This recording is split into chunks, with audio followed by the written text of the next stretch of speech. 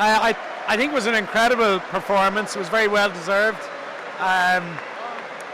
We beat them in 2018, playing in a very different way. In 2018, we played, I suppose, some brilliant set piece plays, and a whole lot of heart and effort and physical exertion and spirit. Today we had all of those things, but what we had was creativity. It looks like a team that's liberated in terms of their attacking play. I think if you ask a workhorse these fellas are courageous.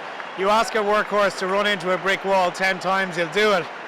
I think these fellas are being asked to run into a brick wall 3 times, and the other 5 or 6 times they're being asked to look for space. They're being asked to link up, and that seems to have, I think, empowered them. It seems to have freed them up in terms of their athleticism, their natural skill.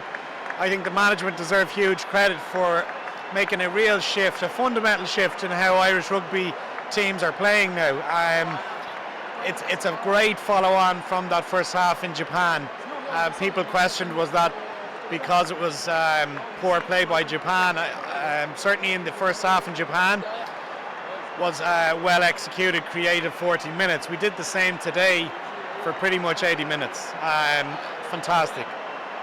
That's it. After the game against Japan, I asked you, what did you think, how it'll go, predictions, and you said, you know what, I think it's going to be closer than people think. And they did one better. They got over the line here today. And as you said, it's a real clear progression. We look like to see quite an identity now in Irish rugby. Yeah, it was really instructive to hear Caelan Doris's post-match interview just there. He said we're enjoying our rugby. It's a long time since I've heard that coming from an Irish player. I think players have said the right things and put their head down and been industrious.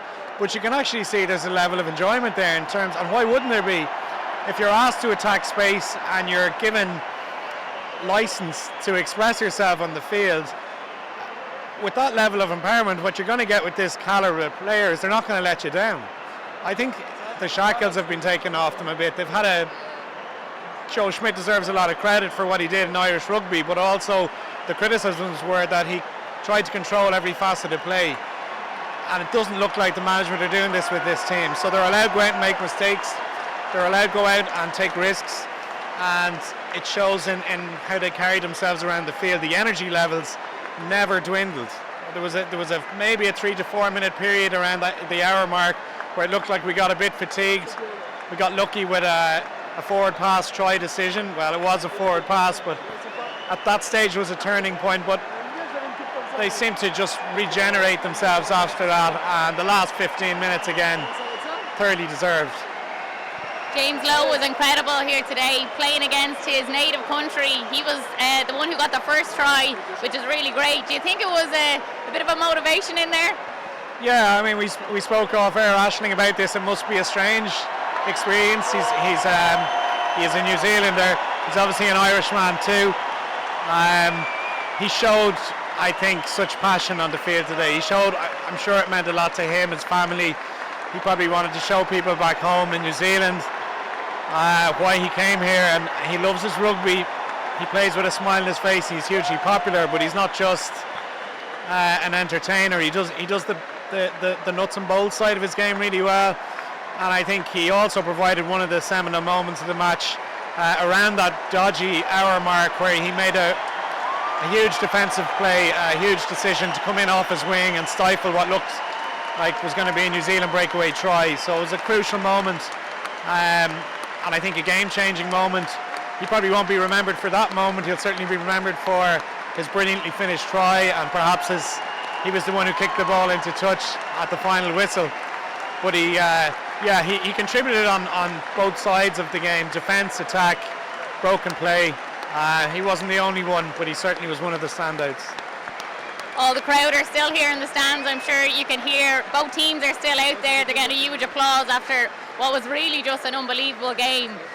Ireland were brilliant here today, but they also missed a lot of chances. It could have been a higher score, especially in that first half, coming near the end of the first half. How we didn't come away with 2 or 3 tries, I don't know. Yeah, I think if you broke down each component part of our game, there's not a single area that's lacking. The scrum was excellent. The line out in terms of our own ball was really solid, and we caused huge problems for New Zealand with our line out defence. I think our play-off set pieces was excellent. Our creativity, as I've mentioned on many occasions already in this interview, but our creativity in the phase play was superb. Our kicking game, our variation, I think there was a lot of leadership, there was a lot of emotion and courage there. Overall, yes, I think you could argue the score flattered New Zealand at 29-20. We'd a very, looked like maybe a pedantic decision there with Tyke Furlong's try in the first half, where Ronan Kelleher got adjudged to have made a double movement in the phase. Previously, I've seen many tries given in that scenario, but to the letter of the law it was correct, in fairness to the referee Luke Pearce. But 29-20 arguably flattered New Zealand. We had over 70% of possession and territory in the first half. I'm not sure the exact stats for the overall game, but it wasn't plucky. It was entirely deserved. It was a game where we deconstructed a side like New Zealand and thoroughly deserved the win. I thought Ireland were very ambitious with the ball. You know, that they took chances, they took risks, and that's something that's brilliant to see. Yeah, it's just hugely refreshing. There's a real shift in the psychological approach there, to watch an Irish team have the confidence to go out and create against what perhaps is perceived to be the best team in the world. We didn't look in any way overwhelmed by the occasion or overwhelmed by the All Blacks. It's great that we can show emotion and at the end of the game really celebrate it. That's what sport and that's what, returning to full stadiums is all about. I'm delighted that they showed joy afterwards. But yeah, I mean, in many ways it was understated. And so I think it just shows great development for this side overall. But yeah, hugely pleasing. And just on the All Blacks, they'd made 14 changes coming into the game. I heard Brian O'Driscoll speaking during the week, and he said that the All Blacks now have a newfound respect for Ireland. They're definitely going to have a newfound respect after this. But they knew the challenge that they were facing, obviously making those changes. Yeah, absolutely. I think I'm not so sure they had a newfound respect going into the game. I think the changes were necessary. They're going to put their full strength side out regardless. I think deep down there was a level of arrogance in New Zealand that they really felt maybe last time we came here in 2018 was a blip, because they gave us a good old-fashioned hiding in the World Cup, and I think they perhaps felt that's revert to type and normal order is restored.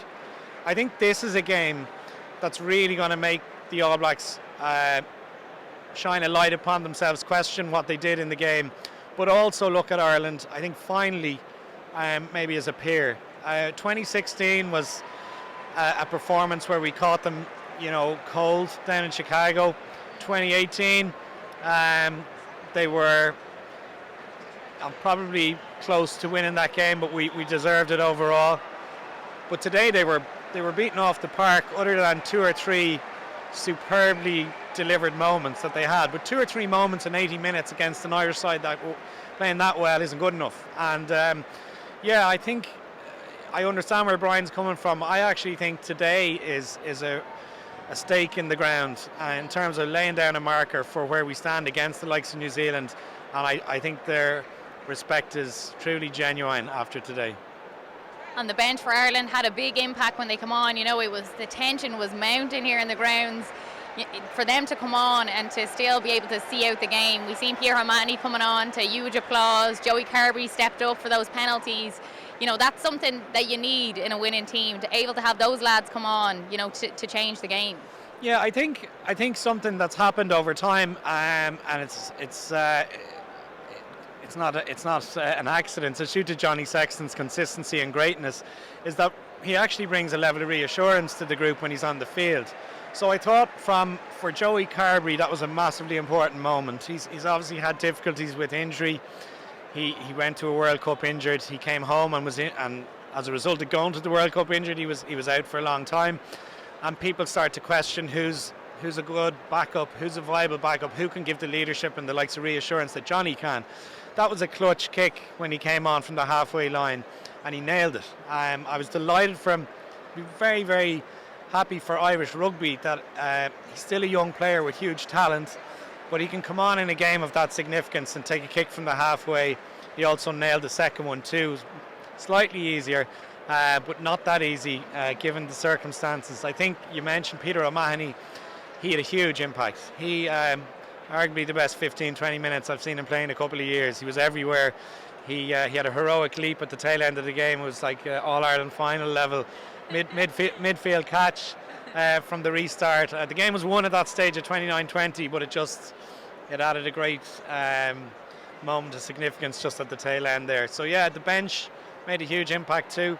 I can imagine they will enjoy tonight, and the management will be delighted. And looking ahead now to next weekend, they're in good shape in this autumn international series. You know, a lot of positives to take from it, and they're only going to build on it, I'm sure. Yeah, I can't imagine they will struggle against Argentina. I think it's time to carry the tag of favourites with a little bit of confidence. We will hear, no doubt, the right lines being trotted out. If we bring anything near the level of intensity, the level of creativity and the level of execution that we brought today, I don't anticipate Argentina being a huge problem. They are a reasonably good side, but they're also at the tail end of an incredibly difficult year. They've been away from home a long time, and I think Ireland ought to win comfortably enough next week.